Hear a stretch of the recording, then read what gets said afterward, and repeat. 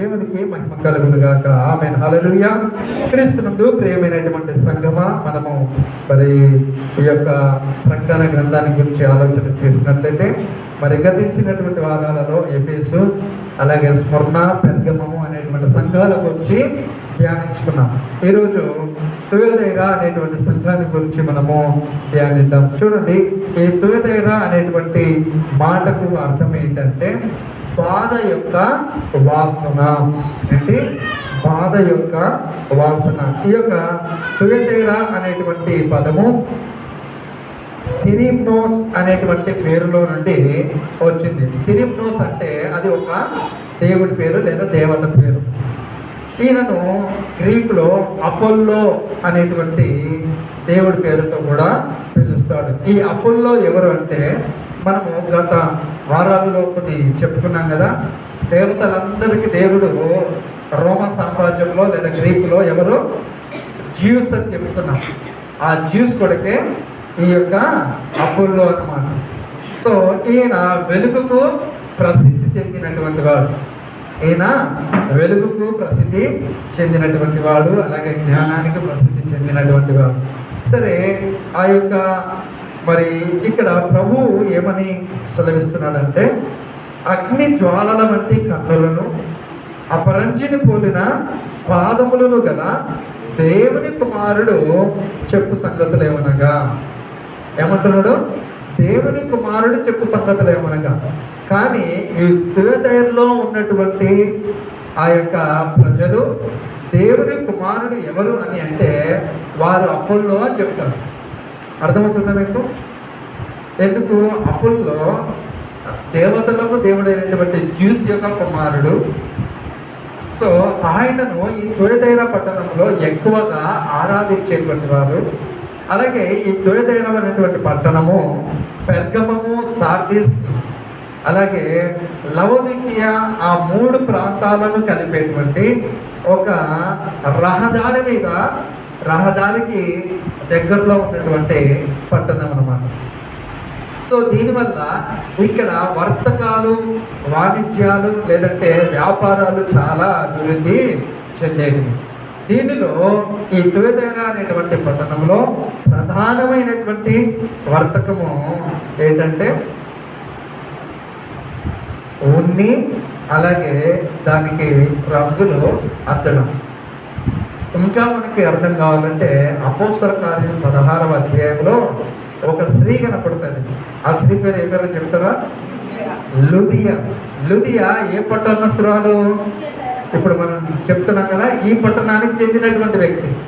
ఊదా రంగు తయారు చేయడంలోనూ, ఊదా రంగుతో అలాగే ఉన్ని వస్తువులతో, నూలు వస్తువులతో, ఆ యొక్క లెనిన్ వస్తువులను తయారు చేయడంలో ఈ తుయథైరా అనేటువంటి పట్టణం చాలా ప్రసిద్ధి చెందింది. అలాగే ఇక్కడ దీనితో పాటు కూడా అనేకమైనటువంటి వ్యాపార సంఘాలు ఉన్నాయి. చూడండి, ఈ వ్యాపార సంఘాలలో ఎవరైనా మీరు మీ యొక్క వ్యాపారం ముందుకు సాగాలంటే ఈ సంఘంలో లేదంటే ఈ వ్యాపార సంఘంలో ఖచ్చితంగా మీరు సభ్యత్వము తీసుకోవాలి. వారు సంవత్సరానికి ఒకసారి కానీ లేదా కొన్నిసార్లు కానీ ఈ వ్యాపారంలో ఉన్నటువంటి వారందరూ కూడా ఒక చోట కూడుతారు. ఒక చోట కూడి వారి వ్యాపారాల గురించి మాట్లాడుకుంటూ, అలాగే సామాజిక పరిస్థితుల గురించి మాట్లాడుకుంటూ, అంతా అయిపోయిన తర్వాత అక్కడ ఒక విందు జరుగుతుంది. ఆ విందులో పాల్గొని తినేవారు తింటారు. తిన్న తర్వాత మరి అక్కడ ఒక వ్యభిచార సంబంధమైనటువంటి కార్యాలు కూడా జరిగేవి.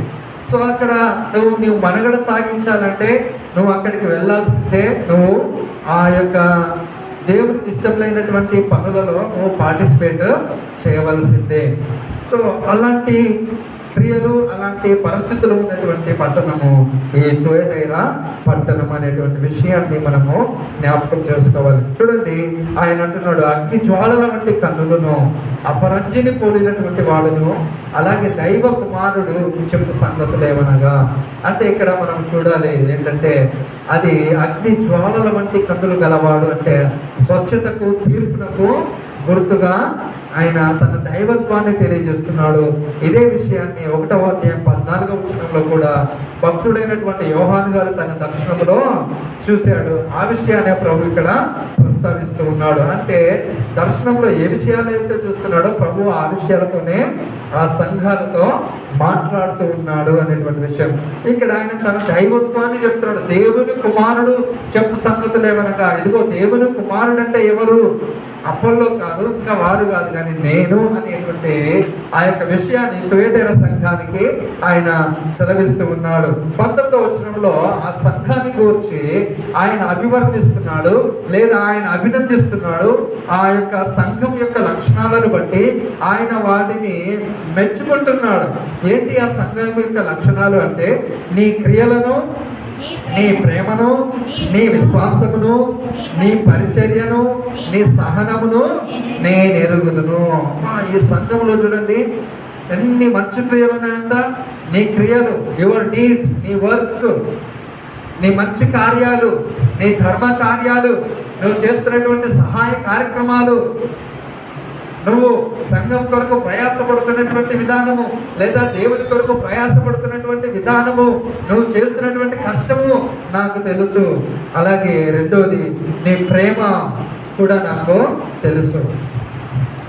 నీ విశ్వాసము, నీ పరిచర్య, నీ సహనము. ఎన్ని విషయాలు ఉన్నాయి ఇక్కడ? 5 విషయాలు కనబడుతున్నాయి. మొట్టమొదటిగా వారు దేనిలో ఎదుగుతున్నారంట? క్రియలలో ఎదుగుతున్నారు.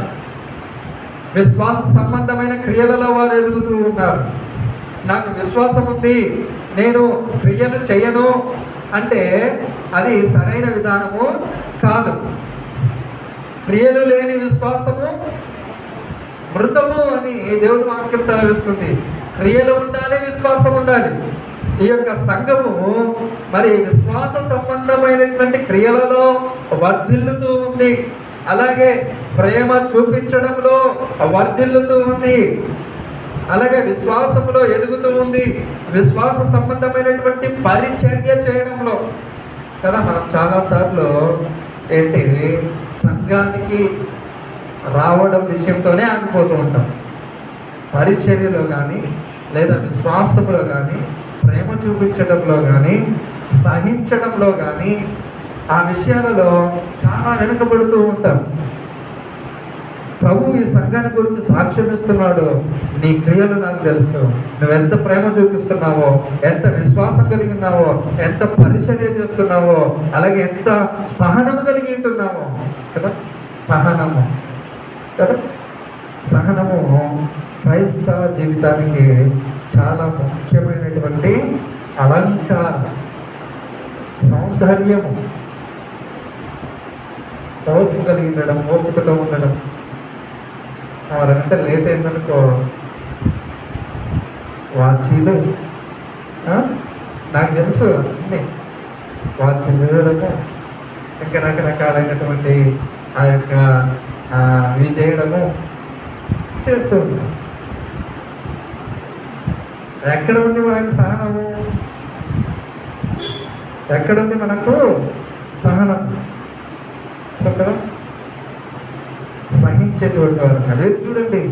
వారి క్రియలలో, వారి విశ్వాసంలో, ప్రేమ చూపించడంలో, పరిచర్య చేయడంలో, అలాగే వారి మరి పరిచర్యలో ఎదుర్కొంటున్నటువంటి అభ్యంతరాలను ఎదుర్కోవడంలో, పరిచర్యలో ఎదురవుతున్నటువంటి లేదా దేవుని కొరకు నిలబడినప్పుడు నీ మీదకి వస్తున్నటువంటి నిందలను, దేవుని కొరకు నిలబడుతున్నప్పుడు నీకు వస్తున్నటువంటి ఓటములను, లేదా నీకు వస్తున్నటువంటి పరాజయాలను, నీకు కలుగుతున్నటువంటి ఇబ్బందులను తట్టుకోలేక ఉండేటువంటి వారుగా లేరు. సహిస్తున్నారు, వాటన్నిటినీ సహిస్తున్నారు, ఓర్చుకుంటున్నారు. ప్రభు కూడా ఒక మాట చెప్పాడు, ఏమని? అంతము వరకు సహించిన వాడే రక్షింపబడదు. ఎప్పటి వరకు? అంతం వరకు సహించిన వాడే, అంటే ఓర్చుకున్నవాడే. వీరు ఇటువంటి దైవికమైనటువంటి లక్షణాలలో ఈ సంఘము ఎంతో ఎదుగుతూ ఉంది. ప్రియ సంఘమా, ఈరోజు నీవు నేను కూడా క్రియలు చేయడంలో, క్రియలు కలిగిన విశ్వాసం చూపించడంలో, క్రియలు కలిగిన ప్రేమను చూపించడంలో, క్రియలు కలిగిన పరిచర్య చేయడంలో, మరి సహించడంలో మనం ఎదిగేటువంటి వారంగా ఉండాలి. ఆమేన్, హల్లెలూయా. అటు రీతిగా దేవుడు మనలను అభివృద్ధి పరచును గాక. ఆమేన్. చూడండి, తర్వాత నేను ఎరుగుదును అంటున్నాను, నాకు తెలుసు అనేటువంటి విషయాన్ని చెప్తున్నాడు. ఇప్పుడు మనం ఆలోచన చేస్తే మరి క్రైస్తవ పండితులు ఏమని చెప్తారంటే, ఈ 7 సంఘాలన్నిటిలోకెల్లా చాలా అతి తక్కువ ప్రాముఖ్యత కలిగినటువంటి సంఘము ఈ తుయతైర సంఘము అని చెప్తారు. కానీ ప్రభువు ఏం చెప్తున్నాడు, అతి తక్కువ, మానవుని దృష్టిలో అతి తక్కువ ప్రాముఖ్యత కలిగినా కూడా ప్రభువు చూస్తున్నాడు. నేను ఎరుగుతాను అంటున్నాడు, నేను ఎరుగుదును అంటే మనం అర్థం చేసుకోవాలి, మానవుని యొక్క దృష్టిలో నీవు నేను తక్కువగా ఉండొచ్చు, తక్కువగా చూడబడచ్చు, తక్కువగా మనలను అనుకోవచ్చు. కానీ ప్రభువు దృష్టిలో మనము చేస్తున్నటువంటి ప్రతిక్రియను ఆయన చాలా జాగ్రత్తగా చూసేటువంటి వ్యక్తిగా ఉన్నాడు అనేటువంటి విషయాన్ని మనం గమనించుకోవాలి. అలాగే ఆయన మరొక విషయాన్ని కూడా వారికి తెలియజేస్తున్నాడు. ఏమనంటే, నీ మొదటి క్రియల కన్నా నీ కడపటి క్రియలు మరి ఎక్కువైనవని ఎరుగుదును. ఆమేన్, హల్లెలూయా. ఇక్కడ ఏమని చెప్తున్నాడు, నువ్వు మొదట ప్రేమించినప్పుడు, ఇదిగో రక్షింపబడినప్పుడు, నువ్వు బాప్తిసం పొందుకున్నప్పుడు, దేవుణ్ణి ఎరిగినప్పుడు ఉన్నటువంటి ఆ మొదటి ప్రేమ కంటే, లేదా ఆ మొదటి ఇష్టం కంటే, దేవుని ఎడల చూపిస్తున్నటువంటి ఆ ప్రేమ కంటే నువ్వు కడపటి క్రియలు చాలా మంచిగా ఉన్నాయంట, మరి ఎక్కువైనవి అనేటువంటి విషయం. చూడండి, మనము ఏదైనా ఒక విషయాన్ని ప్రారంభించినప్పుడు, ఏదైనా ఒక విషయం గురించి మనము ఆలోచన చేసినప్పుడు, ఇంకా ఏదైనా అన్నప్పుడు ప్రారంభంలో చాలా ఇష్టముగా ఉంటాం. ప్రారంభంలో చాలా మరి బలముగా పనిచేసేటువంటి వ్యక్తులుగా ఉంటాం. ప్రారంభంలో చాలా ఒక ఆసక్తి చేత చేసేటువంటి వ్యక్తులుగా ఉంటాం. రోజులు గడిచే కొద్దీ సమయము గడిచే కొద్దీ ఏమైపోతుంది, ఆ ఉత్సాహము ఏమైపోతుంది, ఆ ప్రోత్సాహము ఎక్కడికి పోతుంది, ఆ ఆసక్తి అంటే చల్లారిపోతూ ఉంటుంది. ఫర్ ఎగ్జాంపుల్, ఎవరైనా రక్షణ పొందినప్పుడు వారికి ఉన్నటువంటి ఒక అభిప్రాయం ఏంటంటే, నేను దేవునిలో ప్రార్థించే వ్యక్తిగా ఉండాలి, నేను వాక్యాన్ని చదివే వ్యక్తిగా ఉండాలి, అలాగే నేను దేవునికి ఆరాధించే సమయంలో మొదటిగా ఉండాలి, నేను మొదటి వ్యక్తిగా ఉండాలి అనేటువంటి వస్తారు. అలాగే ఉంటుంది. కొన్ని రోజులు అయిపోయిన తర్వాత ఆ యొక్క ఆసక్తి ఏమవుతుంది, నిరాసక్తిగా మారిపోతుంది. అంత ఇంట్రెస్ట్ ఉండదు, అంత ప్రోత్సాహం ఉండదు, అంత ఉత్సాహం ఉండదు. చాలా మంది ప్రారంభిస్తారు, చాలా చాలా అనుకుంటారు, చాలా చాలా చేయాలనుకుంటారు, కానీ అది కొనసాగించడంలో విఫలమవుతూ ఉంటారు. ఒక వ్యక్తి ఈ విధంగా అంటాడు, ఏమంటే, it is not how you start that's important, but how you finish. ఏమంటా, నువ్వు ఒక పనిని ఎలాగ ప్రారంభించావో అనేది ముఖ్యం కాదు, కానీ ప్రారంభించినటువంటి ఆ పనిని ఎలాగ ముగించావో, ఎలాగ పూర్తి చేశావో, ఎలాగ గమ్యస్థానానికి చేరుకున్నావు అనేటువంటిది ముఖ్యం. మీరు రన్నింగ్ రేస్ కానీ మీరు ఆలోచన చేస్తే అందరూ అలాగా రేస్లో నిలబడి ఉంటారు కదా, అందరూ రేస్లో నిలబడి ఉంటారు, అందరూ కూడా ఒకేసారి ప్రారంభిస్తారు. కానీ ఎవడైతే చివరిగా ముగింపులోనికి వెళ్తాడో వాడే అభినందనకు పాత్రుడు. కొన్నిసార్లు ఆ రన్నింగ్ రేస్ ప్రారంభించినప్పుడు 1వ నంబర్ వాడు, 2వ నంబర్ వాడు, 3వ నంబర్ వాడు, 3వ నంబర్ వాడు అందరికంటే ముందుగా పరిగెత్తవచ్చు. అయితే తర్వాత 1వ నంబర్ వాడు అందరికంటే ముందుగా వెళ్ళేటువంటి వ్యక్తిగా ఉంటాడు. అంటే నువ్వు ఎలాగ ప్రారంభించావు అనేది ముఖ్యం, కానీ నువ్వు ఎలాగ వెనకబడిపోతున్నావు అనేది కాదు, కానీ నువ్వు ఎలాగ గమ్యస్థానానికి చేరుకున్నావు, ఎలాగ పూర్తి చేసావు అనేది ముఖ్యం. ఇక్కడ వీరి యొక్క ప్రారంభము చాలా స్లోగా స్టార్ట్ అయినట్టుగా కనబడుతుంది, వీరి యొక్క విశ్వాసము చాలా తక్కువగా స్టార్ట్ అయినట్టు కనబడుతుంది. కానీ ప్రభువు వారి పట్ల ఇస్తున్నాడు, యు ఫినిష్డ్ గ్రేట్లీ, నువ్వు గొప్పగా పూర్తి చేసావు. అది కావాలి. దేవుని యొక్క వాక్యం కూడా అదే సెలవిస్తుంది. ప్రసంగి గ్రంథంలో మనం చూస్తే 7వ అధ్యాయము 8వ వచనంలో ఒక మాట ఉంటుంది. ప్రసంగి గ్రంథము 7వ అధ్యాయం 8వ వచనంలో కార్యారంభము కంటే కార్యాంతము మేలు అంటారు. ఏంటి చెప్పండి అందరూ? కార్య ఆరంభము కంటే కార్య అంతము మేలు అంటే ఏంటి? నువ్వు ఎలాగ మొదలు పెట్టావో అనేది విషయం కాదు కదా. నువ్వు ఏదైనా పని చేస్తున్నప్పుడు, ఏదైనా నేర్చుకుంటున్నప్పుడు చాలా తప్పులు దొరుకుతాయి, చాలాసార్లు పడిపోతారు, చాలాసార్లు నష్టపోతాము. అయితే వాటన్నిటిని బేరింగ్ చేసుకొని నువ్వు దానిని ఎలాగ ముగింపులోకి తీసుకుని వచ్చావు అనేది దేవుని వాక్యం కూడా అదే సెలవిస్తుంది. కార్యము ప్రారంభించడం ముఖ్యం కాదు, కార్యాన్ని పూర్తి చేయడం ముఖ్యం. వీరు చాలా నెమ్మదిగా ప్రారంభించారు, లేదంటే అవిశ్వాసాలుగా ప్రారంభించి ఉండొచ్చు, లేదా తెలివి లేని వారిగా ప్రారంభించవచ్చు. అయితే వీరు ఇప్పుడు ప్రభు దగ్గర నుండి ఎలాంటి సాక్ష్యం పొందుతున్నారు తెలుసా? మీరు యొక్క క్రియలు మొదటి క్రియల కంటే కడపటి క్రియలు చాలా గొప్పగా ఉన్నాయి. ఎఫెసు సంఘంలో ఆయన అన్నాడు ఏమని? నువ్వు మొదటి క్రియలను మర్చిపోయావు. వీరు ఆ మొదటి క్రియలను, ఆ మొదటి విశ్వాసాన్ని, ఆ మొదటి ప్రేమను ఏం చేస్తున్నారు తెలుసా? అభివృద్ధి పరుచుకుంటూ సాగుతూనే ఉన్నారు. అయితే ఎఫెసు పట్టణము ఆ మొదట ప్రారంభించినప్పుడు కొన్ని రోజులు చక్కగా ప్రారంభించిన తర్వాత ఆ ప్రేమను కోల్పోయింది. అయితే ఇక్కడ ఈ తుయథైర సంఘము దానిని కొనసాగించేదిగా ఉంది. ప్రియ సంఘమా, మనం ప్రారంభించడము, మనం చాలాసార్లు నేను బైబుల్ కంప్లీట్ చేయాలి అని అనుకుంటున్నారా మీరు ఎవరైనా? నేను బైబుల్ని ఈ సంవత్సరము కంప్లీట్ చేయాలి అని అనుకుంటూ ఉంటారు. ఎవరు అనుకోలేదా? అనుకోకపోతే మంచిదమ్మా. అనుకున్న వాళ్ళని దేవుడు దీవించిన గాక. ఆమె కదా. మనం కొన్ని రోజులు చక్కగా చదువుతాం, ఒక లేదంటే 2-3 గ్రంథాలు అయిపోయిన తర్వాత ఆ యొక్క విషయము ఏదో పనిపడి లేదా ఏదో విషయంలో మర్చిపోయి ఒక 2 రోజులు చదవడం ఆపేస్తాం. అయిపోయింది కదా, అంటే డిలే అవుతూనే ఉంటుంది, మళ్ళీ ఎప్పుడో కదా. అంటే ఎలాగ నువ్వు ప్రారంభించావు అనేది కాదు ముఖ్యంగా, ఎలాగా రేసును, ఆ పరుగును, ఆ యుద్ధాన్ని, ఆ గమ్యస్థానాన్ని పూర్తి చేసామనేది ముఖ్యము. ఇక్కడ వీరిని గురించి ఎన్ని గొప్ప సాక్ష్యం చెప్పుకున్నాడు. నీ క్రియలు, నీ ప్రేమ, నీ సహనము, నీ విశ్వాసము, అలాగే నీ కడపటి క్రియలు ఇంకా విస్తారమైనవి, బహు మరి మేలుకరంగా ఉన్నవి, ఆశీర్వాదకరంగా ఉన్నాయి అని ఆయన చెప్తున్నాడు. చెప్తూ మరలా కొనసాగిస్తున్నాడు. ఏమనంటే చూడండి, అయినను 20వ వచనం, అయినను నీ మీద తప్పు ఒకటి నేను మోపవలసి ఉన్నది. చూడండి, మీరు ప్రభు దృష్టిలో ఎంత మరి క్రియలు చేసే వారం కన్నా, ప్రేమ చూపించే వారం కన్నా, పరిచర్య చేసే వారం కన్నా, విశ్వాసం కలిగినటువంటి వారంగా ఉన్నా, ఏదో ఒక చిన్న లోపం ఉన్నా ప్రభు దానిని ఎత్తి చూపిస్తాడు. అర్థమవుతుందా?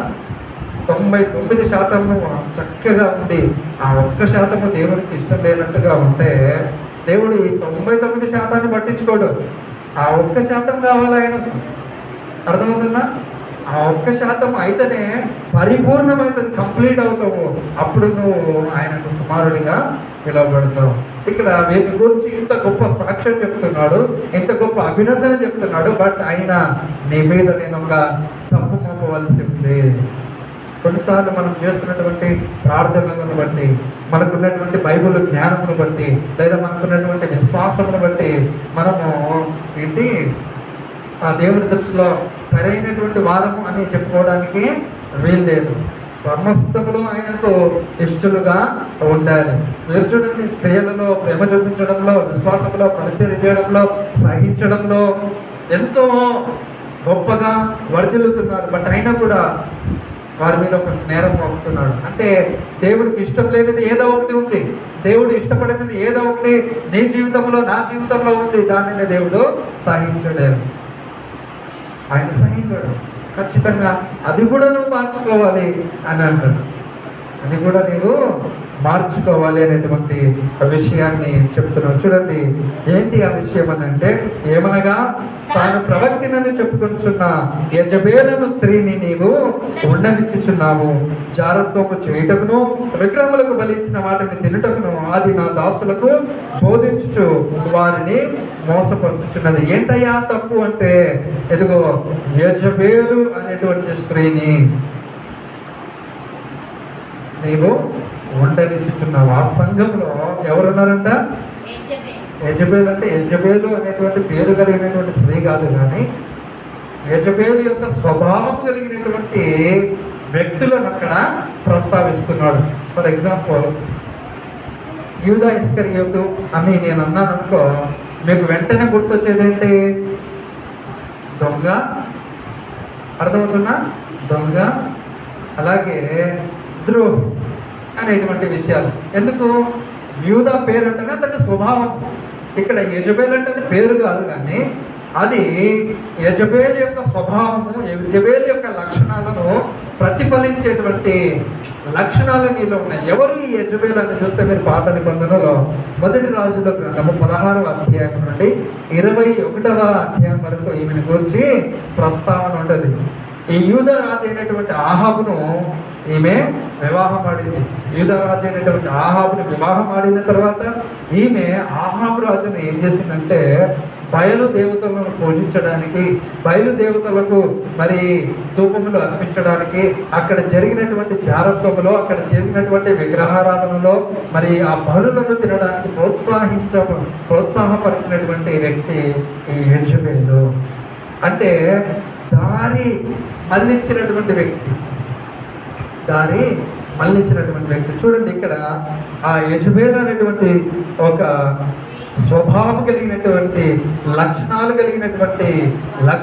కలిగిన వారు మీలో ఉన్నారు అనేటువంటి విషయం. ఏంటంటే అది జారత్వము చేయటం. ఏమంట? మొట్టమొదటిగా దాని లక్షణాలు ఏంటి? జారత్వము చేస్తూ ఉంది.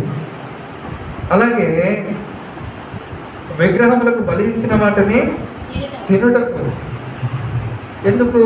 నేను చెప్పాను కదా ప్రారంభంలో, ఈ యొక్క వ్యాపార సంఘాలన్నీ కూడా కొన్నిసార్లు కలుసుకొని ఆ అపోల్లో అనేటువంటి దేవాలయంలో కూడుకొని వారి యొక్క వ్యాపార అభివృద్ధుల గురించి, వ్యాపార విషయాల గురించి మాట్లాడిన తర్వాత మంచిగా విందు చేసి, విందు తర్వాత చక్కగా తాగిన తర్వాత వారి ఇష్టం ప్రకారంగా ప్రవర్తించేటువంటి వారు. సో ఈ తొరతేర అనేటువంటి సంఘంలో కూడా ఆ యొక్క వ్యాపార కేంద్రాలలో పనిచేసేటువంటి వ్యక్తులు ఎవరైనా ఉంటే అక్కడ ఉన్నటువంటి ఈ యొక్క స్వభావము ఏమని చెప్పేదంటే, పర్లేదు, నీవు వ్యాపారము ముందుకు సాగాలి అంటే నువ్వు అలాగ చేస్తే అదే పెద్ద తప్పు కాదు, అదే నేరం కాదు అనేటువంటి ఒక తప్పుడు బోధ అన్నమాట. ఒక తప్పుడు బోధ. ఎందుకు అవసరము అన్నది? సో పని చేసుకోకపోతే నీకు ఎలా ఉంటుంది? చేసుకోవాలి కదా, అదేం కాదు అనేటువంటి ఆలోచన ఇది కలిగించేటువంటిది. చూడండి, ఇక్కడ మనము ఆలోచన చేస్తే 21వ వచనంలో ఆయన అంటున్నాడు, మారు మనసు పొందుటకు నేను దానికి సమయం ఇచ్చి తిని. ఏమంటా? మారు మనసు పొందడానికి సమయం ఇచ్చాడు. దేవుడు ఎవరికైనా సమయాన్ని ఇస్తాడు. అర్థమవుతుందా? ఆయన వెంటనే శిక్షించేటువంటి వాడు కాదు. ఆమె హల్లెలూయా. అదే హల్లెలూయా. ఆయన వెంటనే శిక్షించేటువంటి వాడు కాదు. నువ్వు మారడానికి, మనం మారడానికి ఆయన అవకాశాలు ఇస్తాడు. ఆయన ఆలోచనలను ఇస్తాడు మారు మనసు పొందడానికి. యెజబెలు అనేటువంటి లక్షణాలు, యెజబెలు యొక్క వ్యక్తి స్వభావం యొక్క లక్షణాలు కలిగినటువంటి వారికి కూడా ఆయన అవకాశాలు ఇస్తున్నాడు అనేటువంటి విషయాన్ని మనం చూడాలి. ఇదే విషయాన్ని మనం ఆలోచన చేస్తే చూడండి, మత్తయి సువార్త 23:37లో కూడా ప్రభువు ఒక మాట చెప్తూ ఉన్నాడు. మత్తయి సువార్త 23వ అధ్యాయము 37వ వచనం. యెరూషలేమా యెరూషలేమా, ప్రవక్తలను చంపుచూ నీ యొద్దకు పంపబడిన వారిని రాళ్లతో కొట్టుచూ ఉండుదానా, కోడి తన పిల్లలను రెక్కల కిందకి ఎలాగో చేర్చుకున్నానో అలాగే నేనును నీ పిల్లలను ఎన్నో మార్లు చేర్చుకున్న వాళ్ళని ఉంటుంది. ప్రభు అంటున్నాడు, యెరూషలేమా యెరూషలేమా, ఎదుగో మన్నా సంఘమా, మన్నా సంఘములో ఉన్నటువంటి విశ్వాసులారా, మీరు సంపూర్ణముగా మారు మనసు పొందాలని అనేక అవకాశాలు నేను మీకు ఇస్తూ ఉన్నా. అనేక అవకాశాలు ఇస్తూ ఉన్నా. ఇక్కడ యెరూషలేము గురించి కూడా మాట్లాడుతూ ఉన్నాడు. అంటే యెరూషలేమా యెరూషలేమా అంటే అది ఒక పట్టణం కాదు, ఆ పట్టణంలో నివసిస్తున్నటువంటి ప్రజలతో, విశ్వాసులతో మాట్లాడుతున్నాడు. నేను ఎన్నో మార్లు నిన్ను సరిదిద్దాలని అనుకున్నా, ఎన్నో మార్లు నిన్ను చేర్చుకోవాలనుకున్నా, ఎన్నో మార్లు నిన్ను ప్రేమించాలనుకున్నా, ఎన్నో మార్లు నేను నిన్ను సరిచేయాలనుకున్నా. కానీ ఏమయ్యారంట? మీరు వెళ్ళకపోతుంది, రాకపోతుంది, వినకపోతుంది. మీరు వినలేదు, మీరు వినలేదు అనేటువంటి విషయాన్ని చెప్తున్నాను. 38వ వచనంలో, ఇదిగో మీ ఇల్లు మీకు విడవబడి ఉన్నది. మీ ఇల్లు అంటే ఏంటి? ఇల్లు అనేది హృదయానికి సాదృశ్యంగా ఉంది. మనిషి యొక్క హృదయానికి సాదృశ్యం అంటే దాని అర్థం ఏంటంటే, నీ హృదయము చెప్పినట్టుగా నీ ఇష్ట ప్రకారంగా జీవించు అని అర్థం. ఎందుకు నేను పిలిచాను, నువ్వు రాలేదు. ఆ ఇష్ట ప్రకారంగా నేను జీవిస్తాను అంటున్నావు. సో నీ ఇష్ట ప్రకారంగా నువ్వు జీవించు అనేటువంటి విషయం ఇక్కడ చెప్తున్నాడు. అలాగే యెషయా గ్రంథం 55వ అధ్యాయము 6వ వచనంలో కూడా ఆయన అంటున్నాడు, యెహోవా మీకు దొరుకు కాలమందు ఆయనను వెదుకుడి, ఆయన సమీపముగా ఉండగానే ఆయనను వేడుకొనండి. ఏమంటాం? ఆయన సమీపంగా ఉన్నప్పుడు అంటే దొరికే సమయం ఉంది, ఆయనను కనుగొనే సమయం ఉంది. అదే ఈ మారు మనసు పొందే సమయము, అదే తెలుసుకునేటువంటి సమయము, నా దారి సరైనది కాదు అని తెలుసుకునేటువంటి సమయము. ఆయన మీకు దొరికేటప్పుడే ఆయనను మీరు వెతకండి. దొరకని సమయం కూడా వస్తుంది.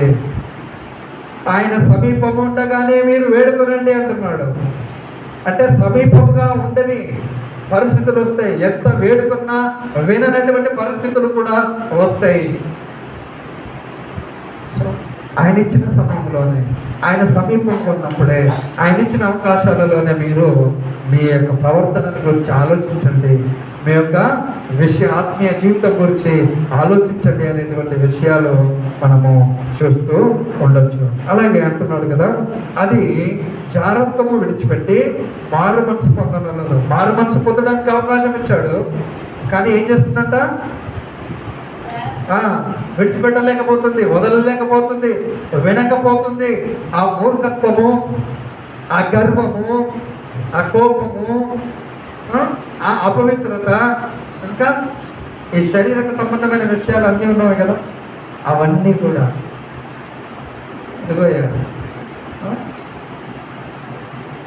నీ పద్ధతి మార్చుకో, నేను మార్చుకో, నీ మాట విధానం మార్చుకో. ఎలాంటి మాటలు వస్తున్నాయి? నేను మార్చుకో. నీ చూపు విధానం మార్చుకో. ఎలాంటి చూపులతో నేను మార్చుకో. నీ అలవాట్లు మార్చుకో. నీ దేహాన్ని, నీ ఆత్మను పాడు చేసే అలవాట్లు మార్చుకో. నేను మారు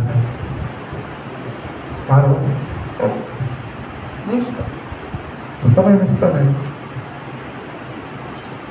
సమయంగా ఇస్తాను. ఆ సమయం లోపల మారు మనసు పొందితేనా సరే. చూడండి, మారు మనసు పొందడానికి అవకాశం ఇచ్చినా కూడా మారు మనసు పొందకుండా ఈరోజు సంఘం అటువంటి పరిస్థితుల్లోనే ఉంది. దేవుడు ఎంతగా గద్దించినప్పటికీ, దేవుడు ఎంతగా మరి బోధించినప్పటికీ మేమింతే, మేము మారము కదా. వాడంటాడు, ఎవడాడు మేము ఇంతే అనేటువంటి విషయం. ఎవరికి నష్టం? ఎవరికి నష్టం? మారకపోతే ఎవరికి నష్టం? నీ జీవితాన్ని, నీ అలవాట్లను, నీ పద్ధతులను, నీ స్వభావాన్ని మార్చుకోకపోతే ఎవరికి నష్టం అనేటువంటి విషయాన్ని మనము ఆలోచన చేయాలి. చూడండి, దాని పర్యావసనము, మారు మనసు పొందకపోతే కలిగేటువంటి పర్యావసనము 22లో ఉంటుంది. ఇదిగో నేను దానిని మంచము పట్టించి దానితో కూడా వ్యభిచరించువారు దాని క్రియల విషయమై మారు మనసు పొందితేనే గాని వారిని బహుశ్రమల పాలు చేశాను. ఏమంటున్నారు ఇక్కడ? మంచం పట్టించారు, రోగశయ్య.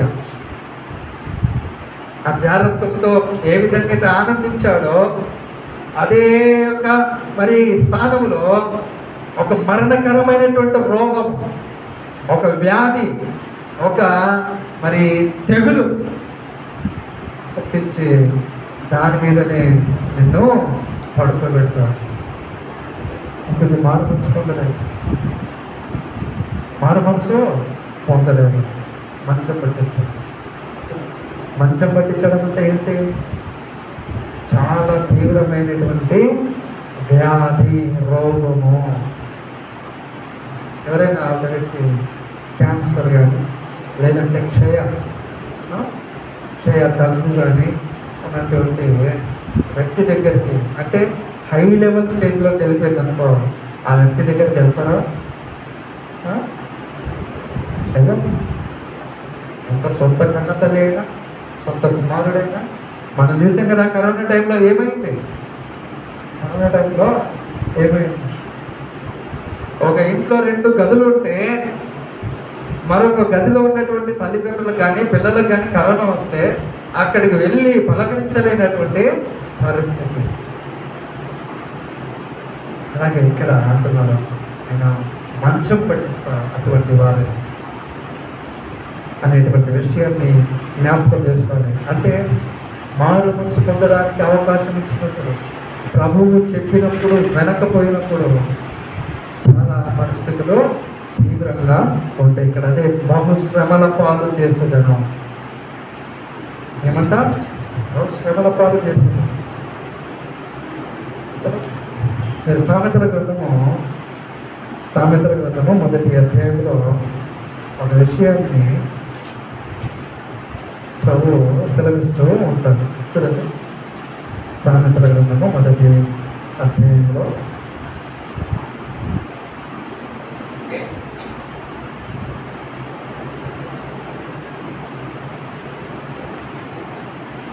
26వ వచనం 27వ వచనం, 1వ అధ్యాయం 26, 27 చదువుదాం. కాబట్టి మీకు అపాయం కలిగినప్పుడు నేను నవ్వేదను, మీకు భయం వచ్చినప్పుడు నేను అపహాస్యము చేసేదను. భయము మీ మీదికి తుఫాను వలె వచ్చినప్పుడు, సుడిగాలి వచ్చినట్లు మీకు అపాయం కలిగినప్పుడు, మీకు కష్టమును దుఃఖమును ప్రాప్తించినప్పుడు నేను అపహాస్యము చేసేదను. అప్పుడు వారు లేదా అప్పుడు నీవు నన్ను గురించి మొరపెట్టదువు కానీ నేను ప్రత్యుత్తరమేకుందును. నన్ను శ్రద్ధగా వెతికెదవు కానీ వారికి నేను కనబడకుందును. ఎందుకు? మారు మనసు పొందేటువంటి సమయంలో పొందకపోవడం వల్ల భయము మీ మీదకి తుఫాను వలె, సుడిగుండం వలె, ఆ రోగ భయము, మరణ భయము, లేదంటే ఇంకా రకరకాలైన భయములు మీ మీదకి వచ్చినప్పుడు, ప్రభువా ఈ యొక్క రోగంలో నుండి లేదంటే ఈ యొక్క భయములో నుండి నన్ను తప్పించాయా అన్నప్పుడు ప్రభు ఎలా ఉంటాడు? అపహాస్యం చేస్తున్నాడు. అపహాస్యం అంటే నవ్వడం, హేళనగా నవ్వడం, హేళనగా నవ్వడం, అపహాస్యం. ఎందుకయ్యా అని అంటే చూడండి, 22వ వచనంలో నేను చదువుతాను. ఎట్లనగా జ్ఞానం లేని వారులారా మీరెన్నాళ్ళు జ్ఞానం లేని వారుగా ఉండకూడదురు, అపహాసంలారా మీరెన్నాళ్ళు అపహాస్యం చేయించు ఆనందించరు, బుద్ధిహీనులారా మీరెన్నాళ్ళు జ్ఞానమును అసహించుకుందరు. నా గద్దింపు విని తిరుగుడి, ఆలకించుడి, నా ఆత్మను మీ మీద కృమ్మరించదును, నా ఉపదేశమును మీకు తెలిపెదను. నేను పిలవగా మీరు వినకపోతే, నేను చేయిచాపగా ఎవరునూ లక్ష్య పెట్టకపోయి, నేను చెప్పిన బోధ ఏమీ మీరు వినక త్రోసి వేసిద్దరి, నేను గద్దింపగా లోబడకపోతే. ఏమంటా? అంత స్పష్టంగా చెప్తున్నాడు. నేను చెప్పిన బోధ వినట్లేదు, ఒక్కరు వచ్చి కూర్చొని ఉంటారు అంతే. మైండ్కి ఎక్కదు, మనసుకి ఎక్కదు. ఏదో వచ్చామా వచ్చాము. చూడండి, నా గద్దింపుని విని మీరు తిరగలేదు, నా ఉపదేశం మీకు తెలుపుతాను అని అంటున్నాడు. కానీ మీరు నేను పిలవగా వినకపోతే. చూడండి, కొంతమంది పిల్లలను పిలుస్తూ ఉన్నప్పుడు వారికి వినబడుతుంది, వినబడి కూడా వినపడనట్టు యాక్టింగ్ చేస్తూ ఉంటారు కదా. మీ పిల్లలు చేశారు ఎప్పుడైనా? మా బిడ్డలు కూడా చేస్తుంటారు.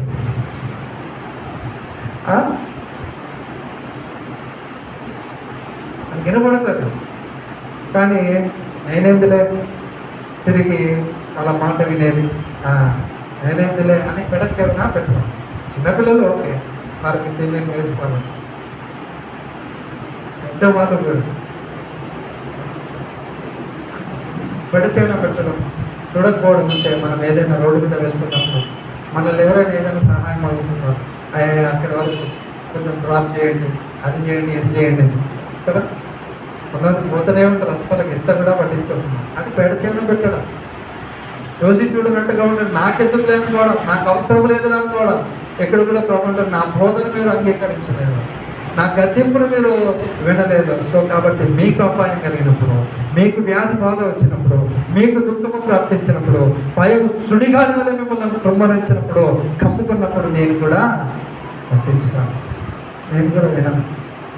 బికాస్ నీకు ఇచ్చిన సమయంలో నీవు విశ్వసించలేదు. ఇక్కడ ప్రభువు ఆ యజబేలు స్వభావం కలిగినటువంటి వ్యక్తుల చేత అదే తీర్పు విషయమే మాట్లాడుతున్నాడు. చూడండి, ఇదిగో 23వ వచనంలో కూడా దాని పిల్లలను నిశ్చయముగా చంపేదను. అంటే లిటరల్గా ఆయన పుట్టినటువంటి పిల్లలు కాదు, యజబేలు సంబంధమైనటువంటి స్వభావ లక్షణాలను ఎవరైతే అనుసరిస్తున్నారో వారు ఆ యజబేలుకు పిల్లలుగా కనబడుతూ ఉన్నారు కదా. యేసుక్రీస్తు ప్రభు వారు కూడా ఆ యూదులతో మరి చర్చిస్తూ ఉన్నప్పుడు మీరు అబద్ధమునకు కుమారులై ఉన్నారు అంటాడు.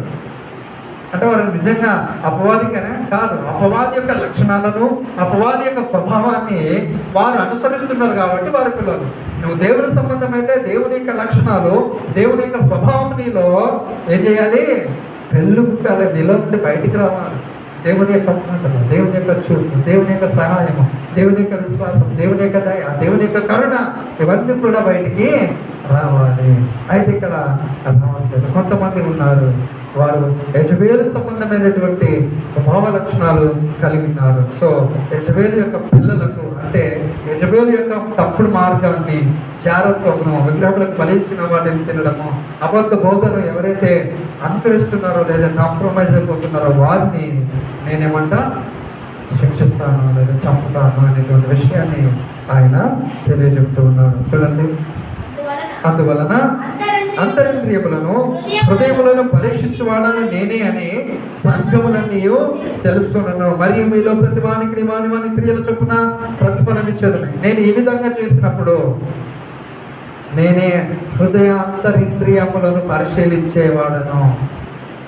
అంటే మన హృదయములో మనం ఆలోచించుకుంటున్నటువంటి ఆలోచనలు ఏంటో, మన హృదయంలో ఉన్నటువంటి స్వభావం ఏంటో ఆయనకు తెలుసు. ఆయనకు తెలుసు. హృదయాంతరంగములను పరిశోధించేటువంటి వాడు, హృదయాంతరంగములను ఎరిగినటువంటి వాడు. ఎవరు చూడకపోవచ్చు కానీ చూసేవాడు. ఎవరికి తెలియకపోవచ్చు హృదయాంతరంగంలో ఉన్నటువంటి దుర్బుద్ధి లేదంటే వేరే ఆయన ఆయన అంటున్నాడు, హృదయాంతరంగములను పరీక్షించువాడను నేనే అని మీరు తెలుసుకుంటున్నాను అనేటువంటి విషయం. అలాగే అంటున్నాడు, మీలో ప్రతివాని క్రియలు చొప్పున నేను ప్రతిఫలం ఇస్తాను. మీరు యజబేలు సంబంధమైన క్రియలు చేస్తున్నారా? యజబేలు సంబంధమైనటువంటి ప్రతిఫలం మీకు కలుగుతుంది. యేసుకు సంబంధించినటువంటి క్రియలు చేస్తున్నారా? స్వభావం కలిగినారా? యేసుకు సంబంధించినటువంటి ప్రతిఫలం మీకు వస్తూ ఉంటుంది అనేటువంటి విషయాన్ని ఆయన చెప్తున్నాడు. మనకందరికీ జీతం ఇచ్చేది ఆయనే. అవి మంచివైనా సరే చెడ్డవైనా సరే, దేహంతోనూ ఆత్మతోనూ జరిగించినవైనా సరే, ఆయనే మన యొక్క ప్రతి హృదయ సంబంధమైనటువంటి క్రియలకు ప్రతిఫలం ఇచ్చేటువంటి దేవుడు. ఆమేన్, హల్లెలూయా. చూడండి 24 వచనంలో, అయితే తుయతైరలో కడమవారైన మీతో అనగా ఈ బోధన అంగీకరింపక సాతాను యొక్క గూఢమైన సంగతులను ఎరుగమని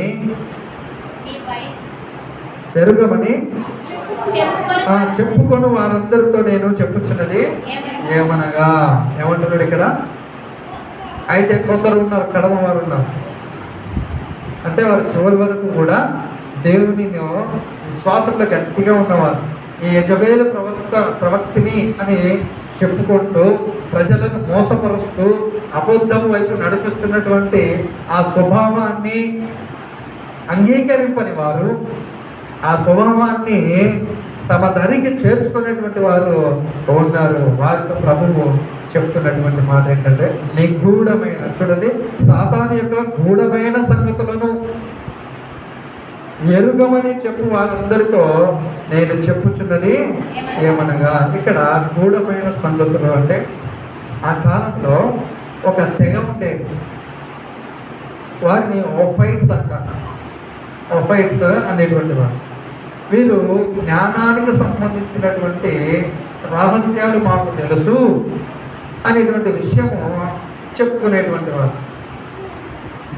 వీరి యొక్క బోధ ఏంటి అంటే, దేవుడు ఆయన మనిషికి జ్ఞానమును తెలివిని దూరపరచాలి అని అనుకున్నప్పుడు ఈ సర్పము వచ్చి మానవులకు జ్ఞానాన్ని ఇచ్చింది. అర్థమవుతుందా? కాబట్టి సర్పముని వారు ఏం చేసేవారు? జ్ఞానానికి ప్రతీకగా ఆరాధించేటువంటి వారు. దేవుడు మనిషికి జ్ఞానము కలగకూడదని అనుకున్నాడు, అయితే సర్పం వచ్చి మనకి జ్ఞానం ఇచ్చింది, తెలివిచ్చింది అనేటువంటి విషయాలు, అంటే తప్పుడు పోదనమాట. వీరు సర్పారాధన చేసేటువంటి వారు. మనిషికి ఇంత జ్ఞానం ఇచ్చింది, దీనివల్లనే కలిగింది అనేటువంటి విషయము. చూడండి, అటువంటి బోధలు చేసేటువంటి వారు అక్కడ ఉన్నటువంటి తరుణంలో, ఇదిగో అటువంటి రహస్యమైనటువంటి ఆ సాతాను యొక్క బోధలు మేము అంగీకరించము అనేటువంటి ఒక గుంపు అక్కడ ఉంది. దేవుడు వారిని ప్రశంసిస్తూ ఉన్నాడు. చూడండి, ఇంకా మీ పైన ఎటువంటి భారము నేను పెట్టను, ఎటువంటి భారము పెట్టను. ఏంటి ఎటువంటి భారం అంటే, మనము క్రీస్తులోనికి వచ్చినప్పుడు కొన్ని విషయాలు వదిలేయవలసి ఉంటారు. అర్థమవుతుందా? లోక సంబంధమైన విషయాలు, పాప సంబంధమైన విషయాలు వదలాలి. సో అలాగా ఆ మొదటి శతాబ్దంలో ఎవరైతే యేసును అంగీకరించి ప్రభు దగ్గరకు వచ్చారో వారిని యూదుల ఆచార ప్రకారం జీవించాలని చెప్పారు. ఈ విషయమే పౌలు గారికి యూదులకు గొడవ జరుగుతుంది అపోస్తల కార్యంలో కదా. అయ్యా, మీరు యూదులే ఉన్నారు, మీరు యూదుల ప్రకారంగా మీరు ఆచారం చేసుకుంటారు, అయితే వారు అన్య జనులలో ఉండి వచ్చి క్రీస్తుని అంగీకరించారు. సో వారు క్రీస్తుకు సంబంధించిన విషయాలు చేస్తారు, కానీ మీరేం చెప్తున్నారు? యూదా మతాచార ప్రకారము, సాంప్రదాయాల ప్రకారం జీవించాలనుకుంటున్నారు. ఇది తప్పంటే ఇది ఒక విధమైనటువంటి భారం అన్నమాట. సో ఇటువంటి ఆధ్యాత్మిక సంబంధమైనటువంటి భారాలు నేను ఇంకా మీ మీద ఉంచను అనేటువంటి విషయాలు ఆయన చెప్తూ ఉన్నాడు. ఆమేన్, హల్లెలూయా. చూడండి, దాని తర్వాత 25వ వచనంలో చూస్తే, నేను వచ్చే వరకు నీకు కలిగిన దానిని గట్టిగా పట్టుకొనుడి, నేను నా తండ్రి వలన అధికారము పొందినట్టు జయించుచు అంతం వరకు నా క్రియలను జాగ్రత్తగా చేయడానికి జనుల మీద అధికారము ఇచ్చేదను. అతడు ఇనుపదండంతో వారిని ఏలును, వారు కుమ్మరి వాని పాత్ర వలె పగలగొట్టబడుతున్నారు. చూడండి, ఇక్కడ అంటున్నాడు, అయ్యా నేను వచ్చేంత వరకు మీరు ఎలా ఉండాలంట? మీకు కలిగి ఉన్న దానిని, అంటే ఆ విశ్వాసమును, మీరు ఆ యెజబెలు బోధ దగ్గరికి వెళ్ళలేదు, యెజబెలుని మీరు ఎంటర్టైన్ చేయలేదు. సో మీరు ఎవరైతే కడమవారు ఉన్నారో మీరు ఆ విశ్వాసాన్ని అలాగే గట్టిగా పట్టుకోనండి. విశ్వాసంలో నిలకడగా ఉండండి. విశ్వాసంలో నుండి చెదిరిపోవద్దు. ఎదుగో సాతాను బోధలకు ప్రలోభపడవద్దు. మీరు విశ్వాసంలో స్థిరులుగా ఉండండి. కదలని వారిగా ఉండండి. నిర్చయముగా ఉండండి. గట్టిగా పట్టుకునండి. ప్రియ సంగమా, నీకున్నటువంటి విశ్వాసము ఈ లోకంలో చెదిరిపోయేదిగా లేదంటే మారిపోయేదిగా ఉండే పరిస్థితులు వస్తాయి. ఎందుకంటే అబద్ధ బోధులు ఆ విధంగా బయటికి వచ్చేసారు. ఏం కాదులే, ఏమైనా ఉండొచ్చు అనేటువంటి విషయాలు. అవును, ప్రభు నేను ప్రత్యేకంగా పరుచుకున్నాను, నేను ఎన్నుకున్నాను, నీ కొరకు రక్తం కార్చాను. నేను కలిగిన విశ్వాసాన్ని నువ్వు గట్టిగా పట్టుకోవాలి. అంతం వరకు సహించిన వాడెవడో వాడే రక్షింపబడును.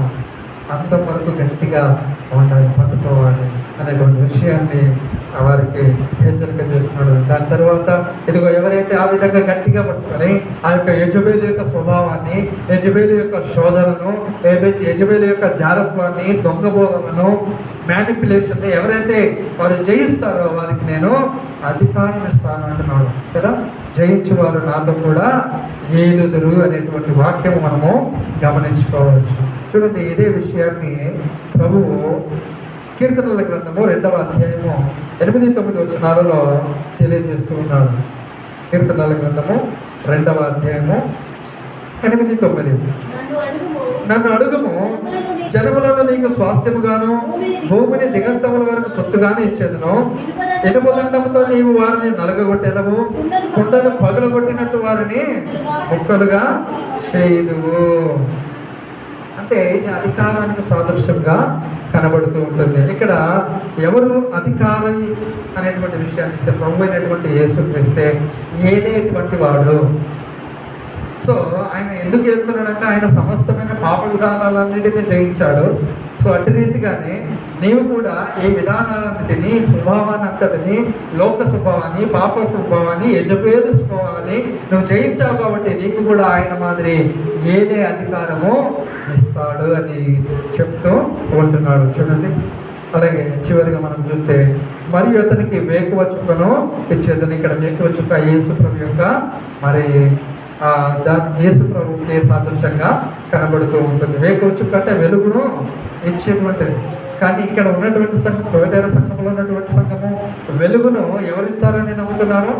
అపోలో ఇస్తారని నమ్ముతున్నాడు. కానీ నేను వెలుగును, నిజమైన వెలుగును నేను, నిజమైన వెలుగును నేను అనేటువంటి విషయాన్ని ప్రభు మరొకసారి నొక్కి చెప్తున్నాడు. 29 అంటున్నాడు కదా, సంఘములతో ఆత్మ చెప్పుచున్న మాట చెవిగలవాడు వినుగాక. ఆమేన్, హల్లెలూయా. మీకు అందరికీ చెవులు ఉన్నాయా? అంటే ప్రభువు చెప్పేటువంటి బోధను మీరు ఆలోచిస్తారు, అంగీకరిస్తారు, ఆచరిస్తారు, ఆత్మలో ఎదుగుతారు. ఆమేన్, హల్లెలూయా. తలలు వచ్చండి, ప్రార్థన చేసుకుందాం. ఒకసారి ఆలోచన చేద్దాం చెప్పబడిన వాక్య భాగం గురించి. ఈ తొలితేర సంఘము మరి కొన్ని విషయాలలో చాలా అభివృద్ధి చెందినదిగా ఉంది. ప్రేమలో, విశ్వాసములో, పరిచర్యలో, సహించడంలో. అయితే ప్రభువు ఒక నేరాన్ని చూస్తున్నాడు, ఒక తప్పును ఆ సంఘములో చూస్తున్నాడు. ప్రియ సంఘము, నీవు కూడా అనేకమైన దైవికమైన విషయాలలో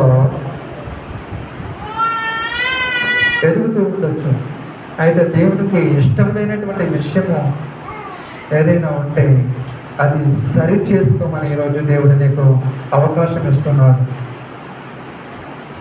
ఆ మారు మనసు పొందేటువంటి విషయము ఏంటి నీలో? గర్వమా, అహంకారమా, నోటి దురుసా, లేదా చీకటి స్వభావమా?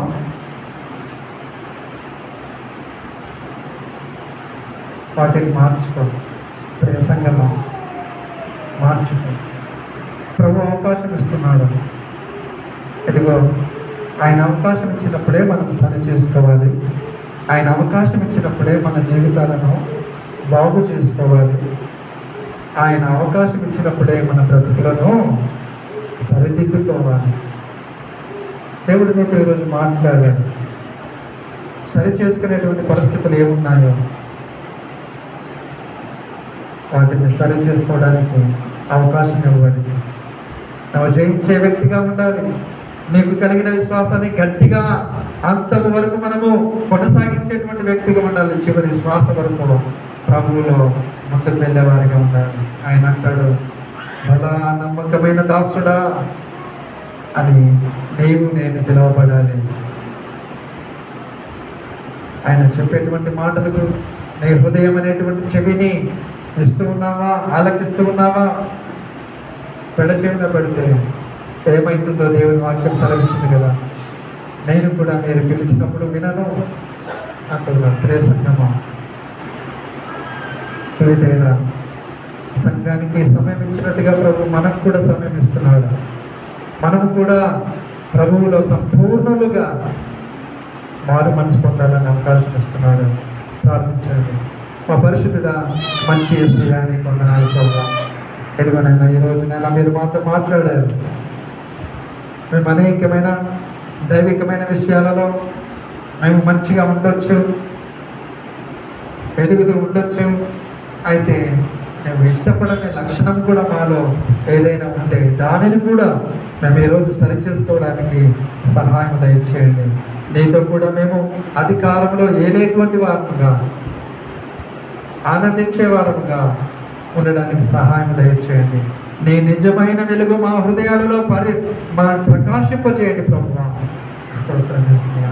చెప్పబడిన వాక్య భాగాన్ని మీరు దీవించి ఆశీర్వదించమని యేసుక్రీస్తు అతి పరిశుద్ధమైన నామములో ప్రార్థించి వేడుకొని పొంది నామ పరమ తండ్రి. ఆమేన్, ఆమేన్.